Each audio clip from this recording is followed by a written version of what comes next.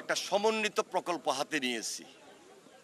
যেই প্রকল্পটাই হলো বন্যা নিয়ন্ত্রণ, নিষ্কাশন এবং সেচ প্রকল্প।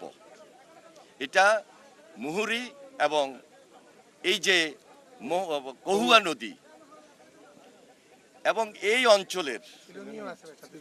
অঞ্চলের 4টা 5টা 6টা উপজেলা, একটা হলো ফুলগাজী, একটা হলো ছাগলনাইয়া, পরশুরাম, ফেনী সদর, সোনাগাজী এবং দাগনভূঞার কিছু অঞ্চল আছে, সিলোনিয়ারও কিছু অঞ্চল আছে।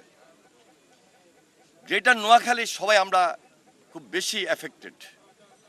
তা আমরা একটাকে ইতিমধ্যে এই প্রজেক্টটি পাশ করেছি। এই প্রজেক্টের প্রকল্প মূল্য 1543 কোটি টাকা। অনেক বড় প্রকল্প। এটা দীর্ঘদিনের আমাদের এই অঞ্চলের মানুষের স্বপ্ন ছিল, প্রত্যাশা ছিল। মাননীয় প্রধানমন্ত্রী জনাব তারেক রহমান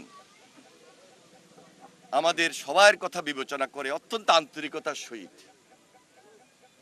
দেশনেত্রী বেগম খালেদা জিয়া, ওনার নির্বাচনী এলাকা ছিল। মহরুমা বেগম খালেদা জিয়া এখানে 2001-এ যখন দায়িত্বে ছিলেন, প্রধানমন্ত্রী ছিলেন, তখন এখানে ব্রিজ উদ্বোধন করেছিলেন, এখানে বাঁধের কাজ শুরু করেছিলেন।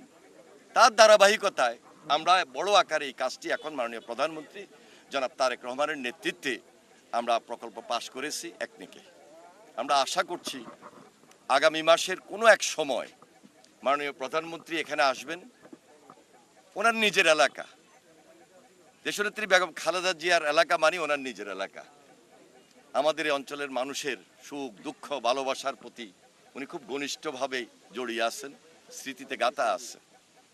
আমাদের সবার আন্তরিকতা এবং সহযোগিতার মধ্য দিয়ে আমরা এই প্রকল্পটা শুরু যেভাবে করব এই 2026 সালে, আমরা শেষ করতে চাই 2030 সালে ইনশাল্লাহ। আমরা আশা করছি আমাদের এই প্রজেক্টটা শেষ হলে অত্র অঞ্চলের মানুষ কৃষি কার্যক্রম এবং এই যে নদী মধ্যে যে বাঁধ, যেই জলাবদ্ধতা তৈরি হয়, নদী বাগন যেটা হয়, পানি জমে যায়, মানুষ ক্ষয়ক্ষতি হয়, সেখান থেকে মুক্তি পাবো এবং বৃহত্তর অঞ্চলের মানুষ আমরা ব্যাপকভাবে আমরা বেনিফিটটা নিতে পারবো ইনশাল্লাহ।